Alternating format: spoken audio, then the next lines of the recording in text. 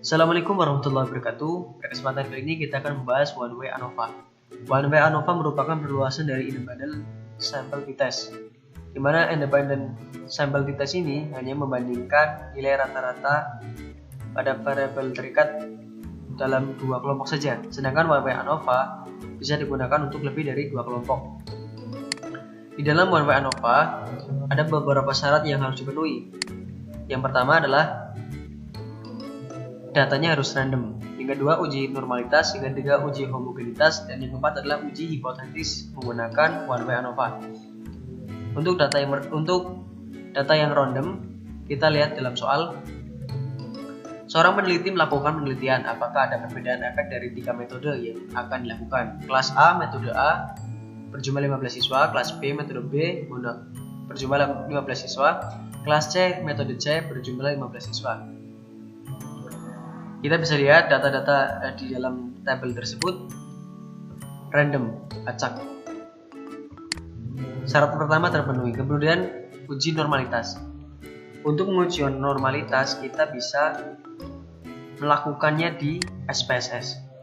Yang harus pertama kita lakukan adalah menginput data. Di sini kita meneliti hasil belajar dan metodenya. Berarti kita tinggal menginput hasil belajar dan metode ke SPSS di variable view. Kita tinggal menuliskan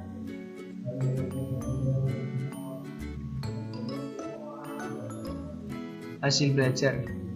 Yang harus kita tuliskan adalah hasil belajar. Yang kedua adalah metode.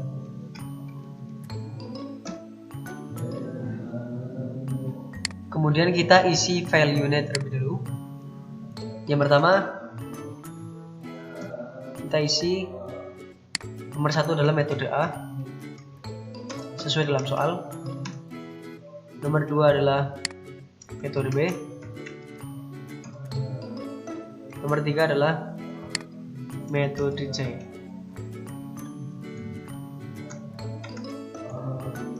Setelah selesai kita klik OK.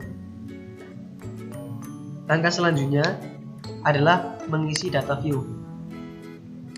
Kita tinggal mengcopy dan mempaste ke data view-nya. Kita tinggal copy.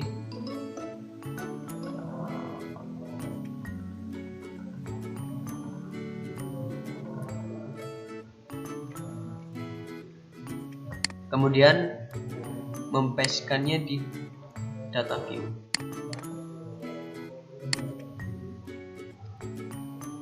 Jika nilainya masih desimal, kita tinggal rubah desimal ini menjadi 0. Maka secara otomatis akan berubah. Kemudian langkah selanjutnya yaitu kita menuju ke analisis. Kemudian kita klik descriptive statistik. Setelah itu kita klik explore. Di sini hasil belajar kita masukkan ke dependent list, metode kita masukkan ke factor list. Kemudian sebelumnya kita klik plot, kemudian kita centang normality, plot with test.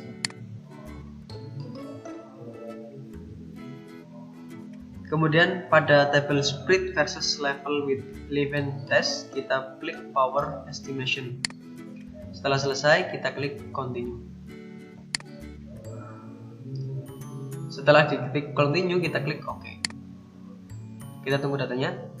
Untuk melengkapi syarat yang kedua dan ketiga, uji normalitas dan uji homogenitas, kita tinggal mengeceknya di SPSS ini. Syarat yang pertama, uji normalitas. H0 sama dengan data berdistribusi normal. H1 sama dengan data tidak berdistribusi normal. Jika nilai signifikansi kurang dari 0,05 maka H0 ditolak. Jika nilai signifikansi lebih dari 0,05 maka H0 diterima. Kita tinggal lihat apakah data tersebut berdistribusi normal atau tidak. Kita melihat data signifikansinya. Di sini tertera tulisan bahwa data signifikansi A yaitu sebesar 0,482 kemudian data B 0,514, data C 0,376. Semua data ini adalah data yang lebih besar daripada 0,05. Maka secara otomatis berarti lebih besar dari 0,05, maka H0 diterima. Kemudian kita cek uji homogenitas. H0 sama dengan data homogen, H1 sama dengan data tidak homogen. Jika nilai signifikansi kurang dari 0,05, maka H0 ditolak. Jika nilai signifikansi lebih dari 0,05, maka H0 diterima. Kita lihat apakah H0 diterima. Kita tinggal melihat di tabel test of homogeneity. Di sini nilai signifikasinya lebih besar semua daripada 0,05. Maka secara otomatis datanya adalah diterima. Langkah selanjutnya adalah menguji hipotesis menggunakan one way ANOVA. Kita tinggal kembali ke SPSS. Langkah pertama yang harus kita lakukan adalah klik analisis. Kemudian kita klik compare mean. Setelah itu kita klik one way ANOVA. Hasil belajar kita masukkan ke depend list. Metode kita masukkan ke faktor. Sebelum itu kita klik option. Statistiknya kita centang deskriptif.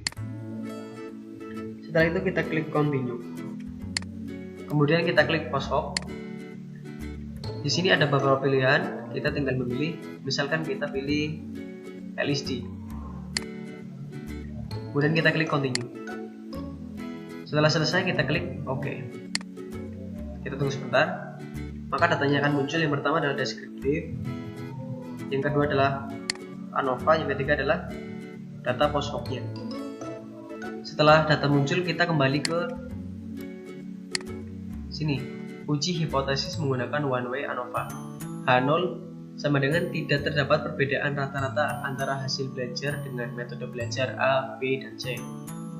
H1 terdapat perbedaan rata-rata antara hasil belajar dengan metode belajar A, B, dan C. Di sini ada kesimpulan, jika nilai signifikansi kurang dari 0,05 maka H0 ditolak.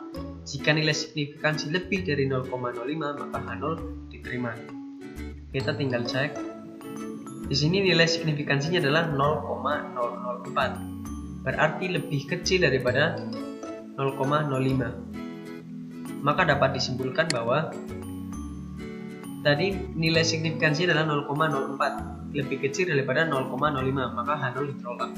Artinya bahwa terdapat perbedaan rata-rata antara hasil belajar dengan metode belajar. Kemudian yang berikutnya adalah uji hipotesis menggunakan one way ANOVA. H0 sama dengan tidak terdapat perbedaan rata-rata antara hasil belajar dengan metode belajar A, B, dan C. H1 terdapat perbedaan rata-rata antara hasil belajar dengan metode belajar A, B, dan C. Jika nilai signifikansi kurang dari 0,05 maka H0 ditolak. Jika nilai signifikansi lebih dari 0,05 maka H0 diterima.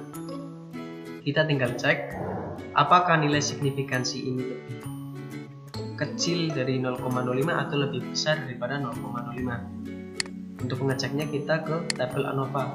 Lihat signifikansi. Di sini tertera bahwa nilai signifikansinya adalah 0,004. 0,004 ini lebih kecil daripada 0,05. Maka secara otomatis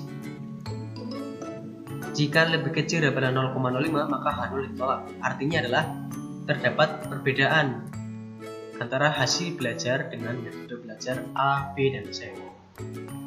Namun setelah kita mengetahui rata-rata antara metode belajar A, B, dan C memiliki perbedaan, kita timbul pertanyaan seperti apakah perbedaan antara metode belajar A, B, dan C. Untuk memahaminya kita tinggal melihat ke SPSS-nya. Kita lihat di tabel post hoc test. Kemudian dalam tabel post hoc ini, bagian ini menampilkan hasil uji lanjut untuk mengetahui perbedaan antara kelompok metode secara spesifik, sekaligus untuk mengetahui mana di antara ketiga kelompok metode tersebut yang mana yang paling tinggi. Untuk melihat perbedaan antara kelompok dapat dilihat pada kolom signifikan. Kita misalkan metode C dan metode A. Di dalam kolom signifikansi yaitu berjumlah 0,004. Jika kita menerapkannya 0,004 ini lebih kecil daripada 0,05, maka dapat disimpulkan bahwa ada perbedaan antara metode C dengan metode A. Dalam hal ini metode A lebih rendah daripada metode C. Bagaimana membuktikannya? Kita lihat mean difference-nya.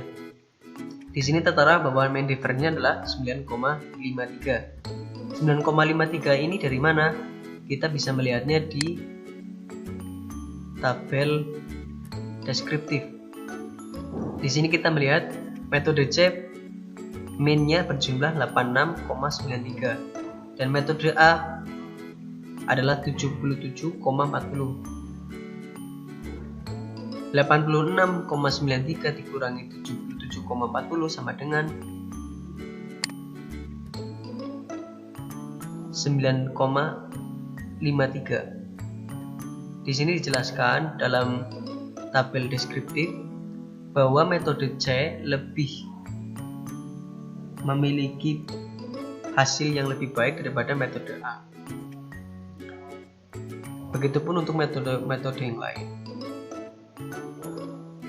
Kemudian kesimpulannya adalah tidak ada perbedaan prestasi belajar antara siswa yang menggunakan metode A dan metode B, tetapi ada perbedaan prestasi belajar antara yang diberi pembelajaran menggunakan metode A dengan metode C. Metode C lebih unggul daripada metode A. Kemudian ada perbedaan prestasi belajar antara yang diberi pembelajaran menggunakan metode B dan metode C. Di sini metode C lebih tinggi daripada metode B. Mungkin sekian yang dapat saya sampaikan. Apabila ada satu kata yang kurang berkenan, saya mohon maaf. Wabillahi taufiq wal hidayah. Wassalamualaikum warahmatullahi wabarakatuh.